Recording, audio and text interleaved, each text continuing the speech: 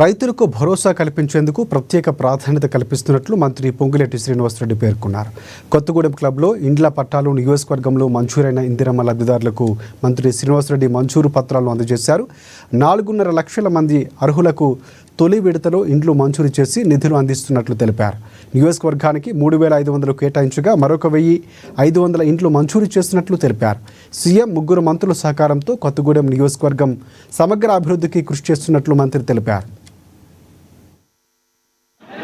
ఈ మధ్య ఎలా అవాక్కులు చవాకులు పేర్కొన్నారో చూస్తున్నాం. ఆనాడు వారు అధికారంలో ఉన్నప్పుడు గోదావరి నీటిని కృష్ణాకి తరలించుకుపోయే, కృష్ణా ప్రాంతానికి ఆంధ్ర ప్రాంతానికి తరలించుకుపోయే కార్యక్రమానికి వారు మద్దతు ఎలా పలికారో మనకి తెలియంది కాదు.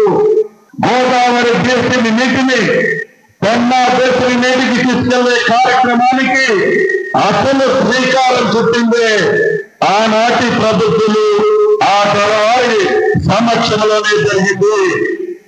కానీ దాన్ని కట్టుపుచ్చి చేపల పులుసు తినొచ్చి మళ్ళీ ఈనాడు ఆ నిందంతా ఇందిరమ్మ ప్రభుత్వం మీద వేయాలని చూస్తున్నారు.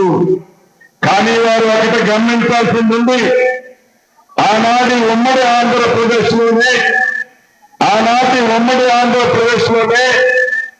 ప్రాణహిత చెరువుల అంటే ప్రాణహిత అంటే గోదావరి నుంచి చెరువుల కృష్ణా దేశానికి ఆనాటి ప్రభుత్వం ఉమ్మడి ఆంధ్రప్రదేశ్ లో స్వర్గీయ దివంగత నేత కాంగ్రెస్ ముఖ్యమంత్రి రాజశేఖర రెడ్డి గారు ఉన్నప్పుడు